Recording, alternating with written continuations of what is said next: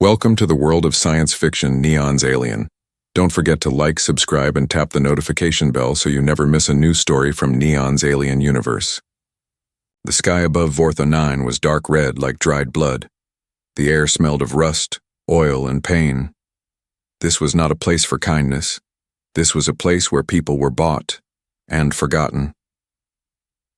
Captain Ryan Vale stood silently near the edge of the auction floor. He wasn't here to buy a person.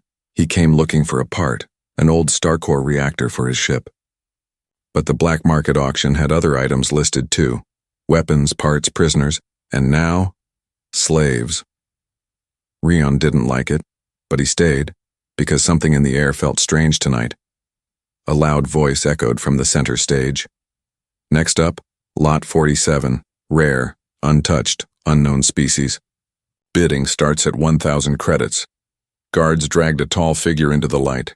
It was a woman, an alien woman. Her skin was smooth and faintly silver, like moonlight. Long black hair fell over her shoulders. Thin lines of glowing blue ran across her arms like living tattoos. Her eyes, large, glowing, unreadable, did not blink. She wore nothing but a torn robe and metal cuffs on her wrists and ankles. The crowd murmured. Some aliens laughed. Some stepped forward, but no one made a bid. She looks broken, one lizard-like buyer said. Too quiet, another sneered. The auctioneer slammed his staff. Come on, buyers. She may not speak, but she's strong. DNA scans show hybrid class. Biology. She can serve, she can survive, she can obey. Still, no one raised a hand. She just stood there, still, silent, eyes staring forward. Then, Ryan raised his hand. The auctioneer blinked. A bid? From the human? 1,000 credits, Ryan said flatly. The others turned. One alien chuckled. You want that? Ryan stared at the woman. Something in her eyes wasn't fear. It was warning. I'll take her, he said. The gavel slammed. Sold to the human captain. Later, in the shadows of his ship's landing bay, Ryan watched her from across the room. She sat on a bench, arms crossed, not looking at him. Her eyes stared at the wall, unblinking. He brought her food. She didn't touch it. He offered water. She didn't move. Finally, he spoke. I didn't buy you to use you. You're free now. She didn't respond. He sighed and sat down nearby. What's your name? No answer.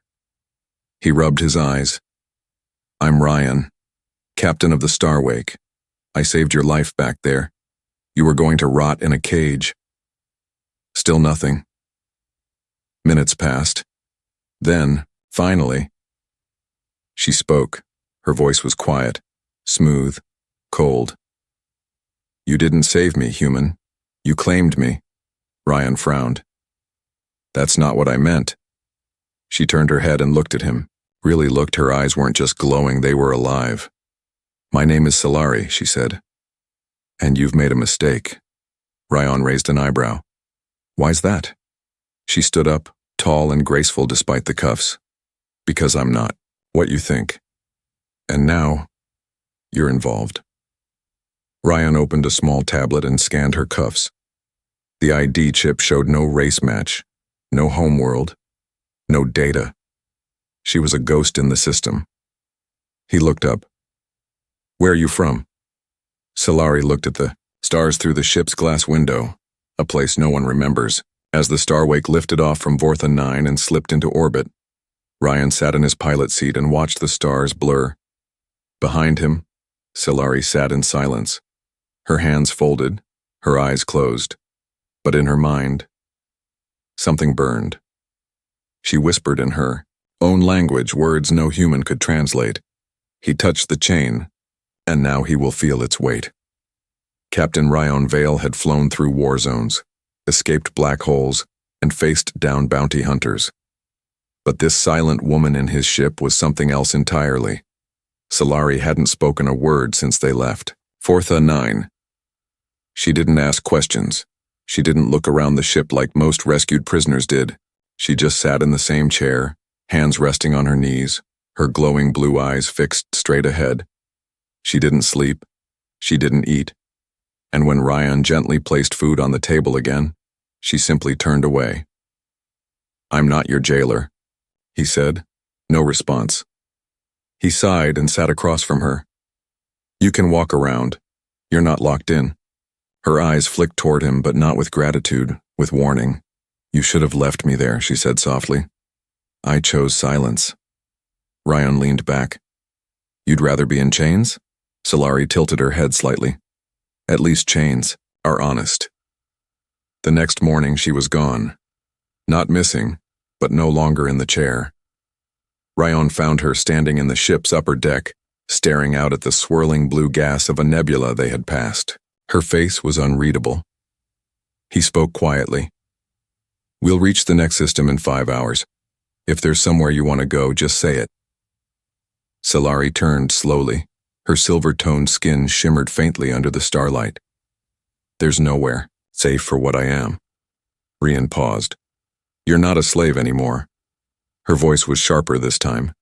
"You don't understand. It's not the title they gave me. It's the reason they wanted me. The reason I was made." That stopped him. "Made?" He stepped closer, but not too close. "Were you part of a program, a genetic experiment?" Solari didn't answer. Instead, she turned away. Freedom means nothing to someone who was never meant to have it. Later, Ryan checked the ship logs. The DNA scan taken from her cuffs didn't match any known alien species, but the data that was there was strange. Her blood carried energy channels like an organic reactor. Neural pathways in her brain showed hyper-learning zones, meaning she could learn languages, patterns, even combat, faster than most trained. Soldiers. She wasn't just rare, she was built for something. That night, the ship's systems triggered an alert. Unauthorized movement in the engine bay. Ryan ran down, gun in hand. He found Solari standing over the fusion core, her hands almost touching the glowing core glass. "What are you doing?" he asked firmly. She didn't move. "I can feel it," she whispered. "It calls to me." Ryan lowered the gun. "Step away, Solari." She turned and faced him, but slowly, calmly. "You think you rescued a woman," she said. "You didn't. You woke up a weapon." There was silence between them. Ryan set the gun aside. "I don't want a weapon. I just want to understand." Solari's face tightened. Her voice lowered. "You can't. You're human. You feel pity. You mistake it for purpose." "No," Ryan replied. "I feel choice. That's something they never gave you." She stared. At him, he walked closer. "You can stay here, leave whenever you want, fight or run or sit and watch the stars forever. I won't stop you." Her eyes softened. "Barely. You're lying." "I'm not." She looked down at the floor, and then for the first time she whispered something that wasn't cold, something almost broken. "I don't know how to choose." Later, Ryan sat in the cockpit watching starlight stretch across the black. He heard her footsteps approach. Solari didn't say anything. She simply sat beside him, not close, not far, but there, present, still silent, but not refusing anymore. Solari collapsed. It happened fast. One moment she was standing beside Ryan in the cargo bay, helping him move supplies. The next, she dropped to her knees, gasping, her glowing tattoos flickering wildly across her skin like a warning signal. "Solari!" Ryan rushed to her side, catching her before she hit the metal floor. Her skin was hot, burning. Her breath came in short, sharp gasps. Then her eyes snapped open, glowing so bright they lit the shadows. "Don't touch the light." And she went still. Ryan didn't wait. He carried her to the medbay and placed her gently on the table. The ship's scanner hummed to life, bathing her body in soft blue light. Data streamed across the screen, then froze. Error. System overload. Ryan frowned. "What the hell?" He rebooted the scan manually, lowering the energy settings. This time the results appeared, and they made no sense. Her blood wasn't normal. It had reactive properties. Each cell carried a pulsing charge, like miniature reactors. Her nervous system looked half biological, half synthetic. Her heartbeat was slower than human but more powerful. Every beat pushed waves of energy through her veins. She wasn't just enhanced, she was engineered. Suddenly, Solari stirred. Her voice was hoarse. "You scanned me." "I had to," Ryan said gently. "You passed out." She sat up slowly, breathing heavy. "You should have left me in the dark." "I couldn't," he said. Solari looked at the screen, then closed her eyes. "I wasn't born," she whispered. "I was made in a lab, deep in the Irith system." Rian didn't interrupt. She continued, voice calm but hollow. "They took DNA from many races. Some say even from humans. They wanted the perfect living conduit, a body that could carry and release energy strong enough to power ancient weapons." She touched her arm. "They put it all in here, but I wasn't the first. The others they broke." "You survived," Ryan said. "I escaped," she corrected. "I didn't survive." Ryan stepped forward. "Why didn't you tell me before?" Solari looked at him, her eyes softer now. "Because anyone who learns what I am neither wants to sell me or save me. I'm not like them. Not yet." Silence filled the medbay. Ryan looked at the scan again. The readings showed massive energy potential, but it was unstable. If her body wasn't rested and grounded often, it could burn itself from the inside. "You need help," he said. "I need space." "That's not a cure. It's the only one I have." Later, in the engine room, Ryan sat on the floor thinking. Solari entered quietly, holding a metal band. It was smooth, etched with strange symbols. "This was mine," she said. "Before. They erased my name." She placed it beside him. "Now you know what I am. So decide." "Decide what?" "If I'm still welcome here." Ryan picked up the band and turned it in his fingers. "You asked me once what I see when I look at you." He stood. "I see someone who didn't ask to be made, who didn't ask to be owned, who didn't ask to be feared." He walked toward her and held out the band. "And I also see someone who deserves to choose who they want to be." Solari stared at him. Then, for the first time, her eyes shimmered, not with glow, but with tears. She took the band. "I don't know who that person is yet," Ryan smiled. "Then let's find her." Together they stood in silence, not as master and slave, not as soldier and experiment, but as two broken souls, trying to find meaning in a galaxy that never gave them a choice. It started with a sound, soft, high-pitched, nearly impossible to hear. But Solari heard it. She froze in the hallway of the Starwake, her eyes narrowing. Then she ran. "Ryan!" she shouted. "We've been marked!" Ryan was already in the cockpit checking alerts. On the nav screen, a red pulse blinked fast. Incoming signal, encrypted, illegal, a bounty beacon. He tapped the console and read the message aloud. "Wanted, Unit 717, Class Bioconduit, female form. Reward, 2,000 credits. Alive preferred, dead acceptable. Issued by the Orac Syndicate." Ryan's jaw tightened.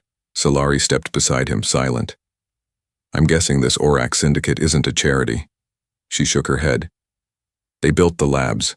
They built me." Within minutes, the ship's scanners picked up 3 ships tailing them through subspace, fast, sharp, quiet hunters. Ryan punched the thrusters. "We can outrun them." "No," Solari said. "They'll track me." "How?" She raised her hand, and the tattoos across her arm glowed. "They placed a tracer inside me. In the blood." Ryan looked stunned. "You're a walking beacon?" He nodded. "I was never supposed to leave. They dropped out of subspace near a derelict moon." Ryan landed Starwake in a hollowed-out canyon, covering the ship with camouflage tech. Time was short. Solari sat in the engine bay, pale and still. "Should leave," she said. "You didn't ask for this." Ryan handed her a data pad. "We found each other, that matters now." He showed her a plan. They would jam the trace, but to fully stop it, they needed to burn out the core in her blood, which could kill her. Solari read silently. I've burned before, she said. But I came back. This time, Rayon replied, you'll come back by choice. She looked at him. For once, there was no fear in her face, only strength. While Rayon prepared the lab, Solari walked into the cargo hold and opened a small storage box. Inside was the metal band she'd worn long ago, the one that held her identity. She whispered a name to herself. Silarithi. Her full name. Her real name. The one they erased. The one she now remembered. She smiled, just slightly. Back in the med bay, Rion started the procedure. Solari lay on the table, eyes closed, breathing calm. He activated the pulse burner, sending soft electric waves through her body to neutralize the internal signal node. At first, nothing happened. Then her body began to glow. Her breath grew shallow. Her skin burned hot. The tattoos lit up like stars. Her lips moved, speaking in her language. Ryan held her hand. Stay with me. Just a little longer. She gasped. They're coming. Outside, the hunter ships landed. 3 bounty hunters emerged. Masked, armored, silent. They scanned the canyon. One pointed at the rock wall. She's in there. Ryan saw the alarm. Flash. Hull breach warning. Solari sat up, weak but awake. They're here. He handed her a small weapon. She looked at it and set it down. I don't need it. Ryan raised an eyebrow.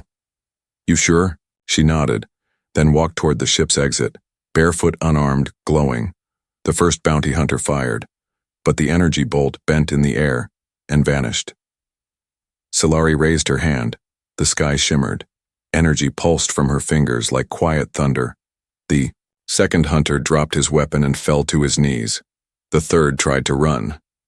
Solari whispered one word, soft and ancient.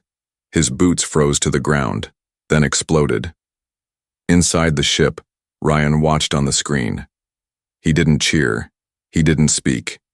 Just understood. Solari wasn't a weapon. She wasn't a danger. She was a storm they made, and now she was learning to steer it. After the fight, she walked back onto the ship. Burn marks on her skin, eyes dim. Ryan wrapped a thermal cloth over her shoulders. You. Okay? She nodded. I shut the tracer off. He nodded. They'll keep coming. Then let them. He looked at her. Really looked. You never told me what you wanted, he said. Solari blinked slowly, then whispered, to be mine. Not theirs. Not yours. Just mine. Ryan smiled. Then that's exactly what you'll be. And this time she didn't turn away. She stayed.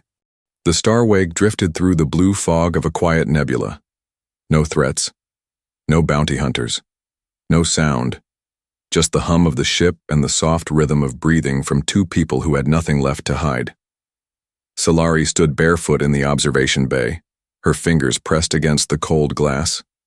Outside, the stars shimmered, far and unreachable, but for once she didn't want to run toward them. She wanted to breathe. Ryan approached with 2 cups of warm synth tea. Solari took one without a word. They stood together in silence, watching. The stars swirl beyond them. Then she finally spoke. Her voice wasn't sharp this time. It was soft, almost shy. Do you know what I used to dream about when I was in the tank? Ryan looked at her. What? She sipped the tea. Shoes. He blinked. Shoes? She nodded slowly, her blue eyes distant. Not armor, not escape plans, just simple shoes, not assigned, not tagged, not matched, just ones I could choose. Red, maybe, or soft.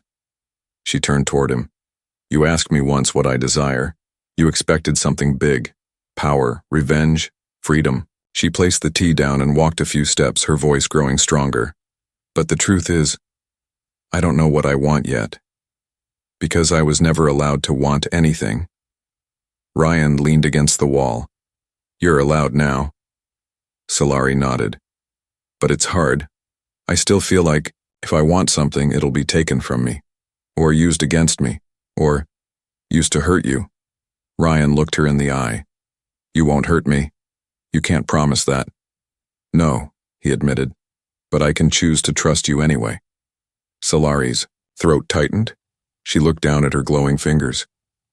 I used to think I was a machine, a body full of light and rage and silence. She stepped closer. But then I met you, and you didn't try to fix me. You didn't tell me who I should be. She took a breath and then said the words that changed everything. You made me feel like I could want something small and still matter. Ryan smiled. You do matter. She looked at him. Really looked, then slowly reached into the side pouch of her belt and pulled out something round and metallic. It was a small crystal orb, dimly lit. My people stored memories in these, she said. Feelings, desires, secrets. This one is mine. She placed it in his hand. I want you to keep it, even if I don't stay. Rion's jaw tightened. You're thinking of leaving? She nodded. Not because of fear, but because I want to know what else I can feel when I'm not being hunted or rescued. There was silence. Then Ryan said something she didn't expect. Then I'll come with you. Solari's breath caught. Why? Because watching you become someone new is the first thing that's made me feel alive in years. She smiled, truly smiled. For the first time, it was small, but it was real. Later that night, Ryan opened the memory orb in private. A holographic image flickered in the air. Solari, sitting cross-legged in a glowing chamber. She looked younger, lost, and she said, if I could be anything, I'd be a singer, not a fighter. I don't care if no one listened. I'd still sing, even in the dark. Ryan closed the orb carefully and made a promise to himself. She'll sing. I'll make sure of it. The planet Solace Prime was covered in ice and shadow. Once it had been a thriving research colony. Now it was nothing but snow-covered ruins and frozen bones buried beneath cracked domes. But Solari remembered it. Not from walking there, from dreams. She had never seen it with her eyes, but somewhere deep in her blood, the map had always been there, etched like fire beneath her skin. She had been created here, and here, others like her were still sleeping. As the starwake dropped through Solace Prime's thick atmosphere, lightning danced across the clouds like white serpents. The winds howled, the ship trembled. Ryan gripped the controls. This place doesn't want us here. Solari stood behind him, calm and steady. Neither did I, until you stayed. They landed near a shattered tower, half buried in a glacier. A few metal spires poked out like the ribs of a giant corpse. Most of it was hidden under the snow. Solari stepped out into the wind. She didn't wear armor, just a long, dark coat, and the glowing band on her arm. Her hair whipped behind her. Her skin glowed softly against the storm. Ryan followed, his blaster ready. They weren't alone. Inside the tower, the air was warmer, stale, but breathable. Ryan checked his scanner. There's power below us. Something's still alive in here. Solari didn't need the scanner. She felt it, the hum in her bones, the pull in her chest. She walked forward slowly and whispered, "This is the cradle." They reached a sealed chamber guarded by a door marked in alien symbols. Solari touched her palm to the panel. The tattoos on her body lit up. The door opened. Inside, hundreds of pods lined the walls. Tall, glowing, silent. Each one held a sleeping figure, some male, some female, all like her. Their skin shimmered. Their eyes were closed. Their arms crossed peacefully, frozen in time. Ryan stood in awe. They're alive. Solari nodded. This was the backup lab. The first ones, like me, were created in the upper stations. But these are the hidden ones, the ones who never saw the light. She walked among them slowly. One pod lit up as she passed, then another, then another. The others could feel her. They were waking. Suddenly the floor shook. The ceiling groaned. Ryan checked the radar. His face went pale. They followed us. Above the surface, a massive black cruiser pierced through the clouds. A ship from the Oryx Syndicate. They had tracked the same blood code Solari had just used to open the lab. They came not for her, but for the others, to reclaim the lost army they once designed. Inside the chamber, warning lights flared. The lab's systems triggered defense shields, but they were old, weak. Solari turned to Ryan. You have to wake them manually. I don't know how. You don't have to. Just believe in me, I'll connect the core. Ryan hesitated, then nodded. Do it. Solari stepped onto the platform in the center of the room. She knelt.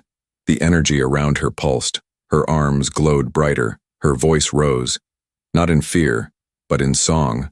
A low, ancient chant, haunting, beautiful, powerful. Not in any language, Ryan knew, but he felt it. He felt every word. It was her voice, singing in the dark. Above, the Orax soldiers broke into the surface. Explosions rocked the tower. Ice fell in chunks, but inside, something else rose. A heartbeat, then another, then 100. The pods began to crack open, eyes glowed, hands lifted. Solari's people were waking. One of the newly awakened, a tall male with silver markings, stepped forward and looked at Solari with awe. He placed his hand to his chest. You are the one, he said softly. The key. The one who chose. Solari opened her eyes. Tears streamed down her cheeks. I choose freedom.